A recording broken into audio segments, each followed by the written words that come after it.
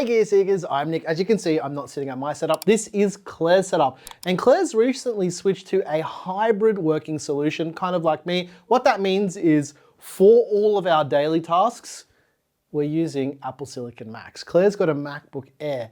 And for all of her work tasks like editing photos, videos, TikToks and everything, she still uses PC. The main problem is Klaire's PC, the Fractal North that we built last year, is a little bit overpowered for her workflow now because a lot of the smaller tasks Klaire can do in Photoshop can be done on the MacBook Air. We're gonna get rid of Klaire's computer in the way that it is now, and we're gonna build her a small form factor PC that is not as powerful, but will be able to handle all of the heavy lifting tasks that Klaire has to do on the daily. I hope that makes sense. So come along with us as we repurpose some hardware. But before that, here's a word from today's video sponsor, presented by Klaire. This video is brought to you by Thermaltake and their brand new Tower 300 MATX case. The Thermaltake Tower 300 features incredible liquid cooling support for radiators up to 420mm and multiple 140mm fan support all over the case. Not only that, the Tower 300 allows you to stand the case up in a tower configuration or lay it down on its side with the optional stand. The Thermaltake Tower 300 comes in lots of different colours to suit your vibe. Build your next MATX system in style with the Thermaltake Tower 300. To find out more about the Thermaltake Tower 300, click the link in the description. Back to you, Nick. I just want to rewind a little bit. So for me personally, I use an M2 Pro Mac Mini for all of my daily tasks, right? Okay, we've got that clear. Klaire's been doing the same thing with a MacBook Air, but the way we've done this is pretty interesting. So Klaire's got this gigabyte monitor with a built-in KVM, and everything that's connected to the Mac is over a single USB-C cable, including powering the laptop with PD charging. So all of the peripherals, speakers, headphones, webcam, everything. I've noticed Klaire doing something pretty interesting. When she's not at her desk, she'll just pick up the computer and continue working. I feel like with these Apple Silicon Macs, there's just something about them that make them, I can't explain it, right? You can't, people hate on it because they haven't used it. Right, Klaire? Yeah. Klaire's got an iPhone 15 Pro Max. Klaire uses an iPhone, she uses a Mac and an iPad. She's more Apple user than I am, which is insane. I mean, I have an iPhone as my second phone too, but I mean, this is not new to people. I get it, it's not new stuff, but the fact that we could just plug the USB-C cable back in, is this gonna come back on? Oh no, maybe I have to do this. Yeah, open it and then close it. Okay. And then password. No. Oh. Kick it. You're one crazy coconut. Poppily pop. Let's go part shopping. This is where this gets a little bit interesting. Check this out, right? This is my old music production PC. You might be asking yourself, why is this your old music production PC? You want to tell them, Klaire? Yell it out. Because you use a Mac. Yeah. I switched to using a Mac for music production. I'm using an M2 Mac Studio now for music production, and I'm just not using this thing. So I'm gonna save the M.2 drive in here because it's got a lot of stuff set up on here that I use in a certain way. And then what I'll do is I'll virtualize this in a VM on our server. So if I need to access it a certain way, I can just bring up a virtual machine with some stuff. But anyway, I'm gonna gut this and we're gonna build Klaire a new PC, something that's not too overkill. Actually, we're gonna whack in this 1300 watt Cooler Master power supply, but it's got a 12 volt high power connector. You know where this is going already. And I was searching for motherboards and I'm like, you know what's a nice board that's not too big for ITX? Because some of them have massive heat sinks for M.2s. And I'm like, oh, this MSI board is really, really nice. So I picked this. This is the B650i Edge Wi-Fi. And we're gonna put on a very interesting CPU because it's a CPU we have, but we don't use it that much. And like I say with some other builds, the reason why we don't use the 7800X3D in production PCs is because I've only got one of them. One chip we don't use a lot, which we can spare, this one here, the Ryzen 7 7700. It's a 65 watt chip. It doesn't get too hot and is perfect for a small form factor PC. 8 cores, 16 threads, plenty of grunt for what Klaire needs to do. Extract the PC. Now, one thing Klaire's gonna be losing is 10 gig Ethernet, and the reason why, we have been doing a lot of testing with network throughput for Klaire specifically. She's been working on Wi-Fi for the past 2 months. So. Yeah. Well. Like the other day, you didn't realize that you'd been on Wi-Fi the whole time. I mean, we've got Wi-Fi 6E as well, so our network is like really fast for Wi-Fi, but I said to you the other day, I'm like, yeah, you're on Wi-Fi. You're like, am I? Really? I mean, the MacBook doesn't have Ethernet, so what else would you be using? Yeah. Well, here's the other thing with this computer. This computer is not going to waste though, and I know you guys are going to be like, hey, didn't you just build that NR200 Max thing with the modded network card? Well, yeah, I did, but this has got 10 gig built in, and this case is on wheels. But I am not. But Claire's not. Look at that booty though. Not for long. I'll tell you what, these are my favorite videos to make because I get to hang out with you guys and just like share weird things that we discover as we continue down this weird YouTube journey that's been going on for years. It's kind of dirty. This 4080 will fit inside the A4 H2O. Oh, look at that, dexterity for the win, ladies and gents. And I'm gonna put the other 4080 that I've got in the NR200P Max in here. Does that make sense? I'm jealous that that gets to be your GPU. It is gorgeous. It really is a stunning looking GPU. Not the dust on the back plate, but the rest of it looks pretty good. Wow, it's so small for a 40 series card or for a 4080. It's tiny. See what's in this magic pocket? Screwdriver, pull out the M.2. I don't know why I thought that would be funny. We rehearsed that one about 4 times. Yeah, it just didn't hit right. Oh, I didn't even know what M.2 we had in here. I'll have a PC part picker list down below from the original build, but yeah, that's what it is. It's also got 32 gigs of that T-Create Expert memory. I'll show you because I've got more of it. So that's what we've got for RAM in here. And we went with this because it's like the gold and black theme. But what we're gonna do for RAM is something a little bit different. It's the white version, but this is an... I was wondering what you were talking about. It's a 96 gig kit, 96 gigs of RAM. Hopefully it works on this board. I did look at the QVL for memory and it says it supports 48 gig modules. So yeah, hopefully we get 96 gigs of RAM. Benny, you building PCs? Building some PCs, little baby?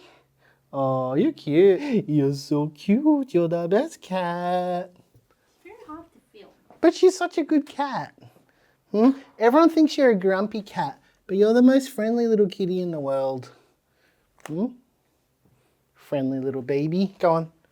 Whoa. It's a little baby. Got to rock the little babies. The M.2 and the GPUs. This is a weird video. All right, look, you've done your job. Give me that thing. Give me it. Okay. I'll show you how this all fits together. This has a Fantex cooler with a removable pump top cover, and it's really low profile, and it kind of suits these ITX builds. It's got a 11600K in it as well, so it's definitely not the slowest computer, but it's not the fastest. Really good for music production. And the great thing about the A4 H2O is, even given its age, which is a couple years now, I think it's 2021, it still has really extensive GPU support. When I reviewed this, I said, you know, there's 2 small form factor cases that I really like, and it's this one and it's the NR200. So those 2 right now are still my favorite small form factor cases. This one's good because 240mm liquid cooler in here fits beautifully without any issues whatsoever. Here's one of the standout features for me with the A4 H2O though. It's putting in a GPU. Like, this GPU should just almost go in that way, right? Well, it does, right? But that's not what I'm trying to show. So this one does go in straight through the side, but if your GPU is slightly bigger, it has a giant cutout on the front where you can pass it through as well, which just makes it really nice for building. This is almost like a revisit for this case because it's been so long since I've tinkered with it. But now that I'm doing something with it, I realize why I love this case so much. I'm not sure if I'm gonna replace the cooler yet, but I think it should be okay. Sometimes when we pull these coolers off, you can take a look at the cold plate to see what condition it's in. You can see the degradation of the copper over a while as well, and that is looking okay. This will clean up nicely and it should be good to go. Yeah, just little things that you notice after building PCs for a while. They go a bit green around the edges when they're beginning to look terrible, but this one is okay. This one's good. I love that little snort that she makes, it's so cute. Alrighty, out comes this motherboard. There's a few things to unplug here. You've been maneuvered out. Now that this is out, you know exactly where this is going. In the bin. Not really. We'll use this for something else. Let's socket the CPU. I like talking my way through this because if you haven't seen this before, this could help you if you're freaking out a little bit. Basically, release the arm on the socket. This is an LGA socket, and you sort of pop the lid open. These ones face the way that you're looking at the motherboard, and that's the easiest way to kind of remember how to do that. Drop that in the socket, put the lid down, and then when we pop this, check this out, right? AM5 does this the best. Ready? How good's that? It just flies off. The M.2 slot on this board is also a chipset cooler as well.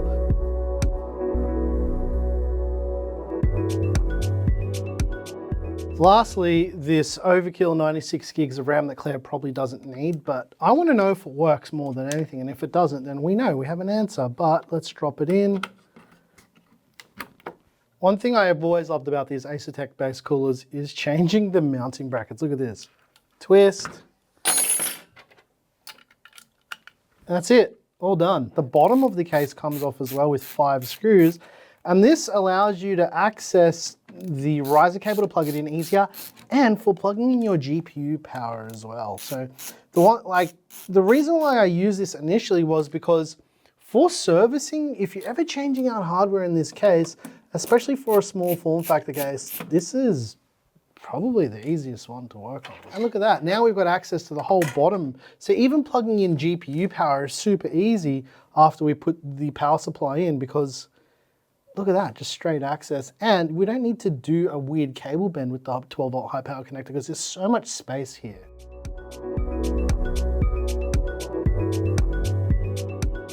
All right, and the riser cable. This is why I love the fact you can pull the bottom of this case off. Look at this, magical magics. People will have lots of different ways to do this, and there'll be debate about the best pattern, but the best pattern for me for AM5 is a line down the middle, just like a kind of fat line, and it's more than enough coverage. Too little is bad, more than you should use is fine, right? There's no detrimental effect to using too much thermal paste.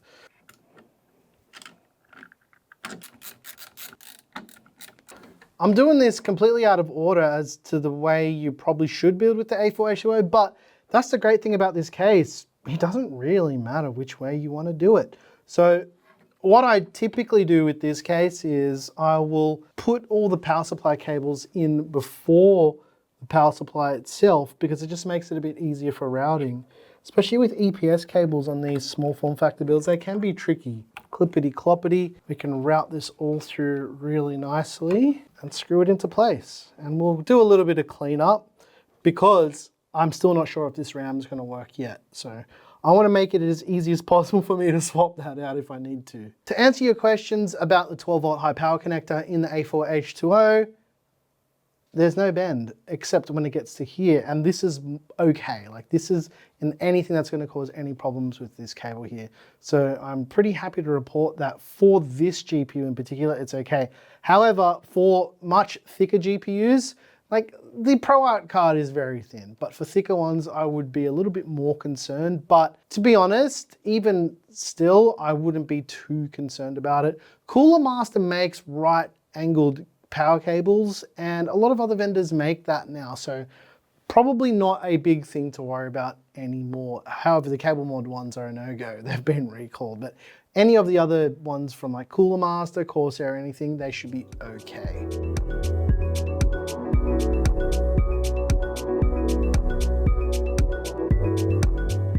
Ah, what a gorgeous little computer, Eagle baby. Just don't bite your mum. Don't lick me. What is she licking you for? No, she's got sticky face. You're a grown up now, Klaire. Am I? This is the first time you haven't had any RGB in years. Great. Now we don't know if your computer's going to turn on. Ugh. Like, I can't tell if it's on. because there's no RGB. Doesn't look like it. Uh-oh. I have a feeling, hear me out, this motherboard hates this power supply. Every time I've used this power supply and this motherboard together, it hasn't worked.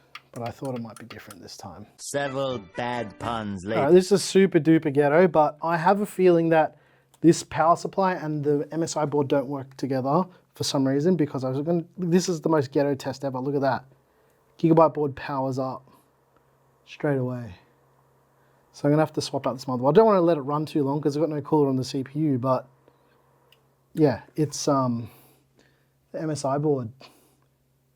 It's no good. It gives me problems with this combination. Like, I thought it was maybe something that I did in the last build that I did it with this power supply and motherboard together, but it looks as though, yeah, I'm just gonna swap it out. That's so weird. That's such an odd occurrence. I haven't seen anything like that before, just with a power supply and a certain motherboard, because this motherboard with any other power supply, it's gonna work.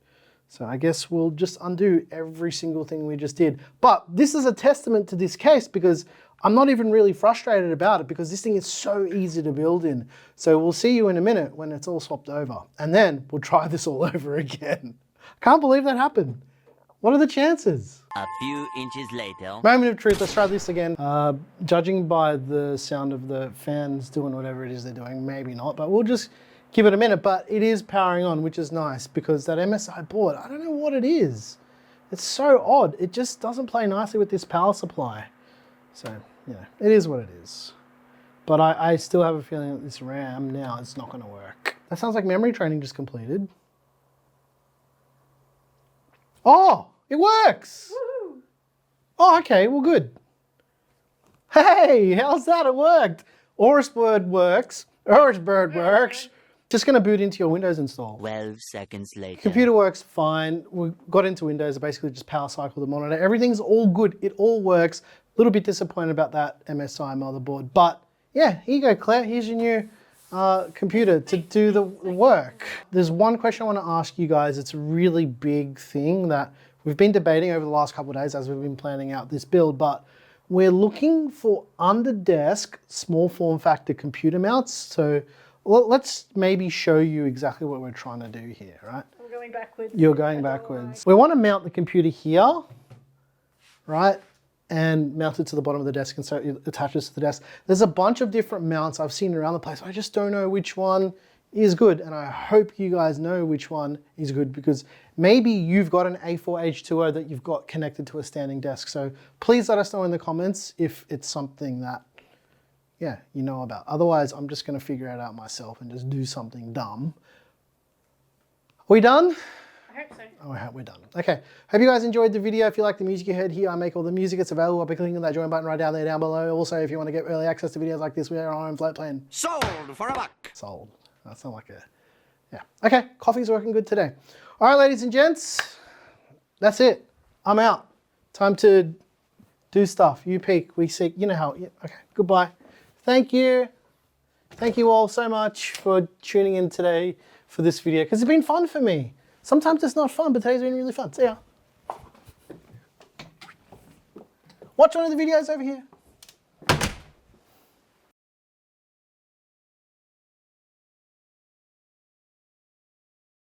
I'm still here. I'm still alive. You just can't see me. Hopefully you can still hear me. The acoustics is probably really bad where I'm standing right now. What do you reckon, Claire?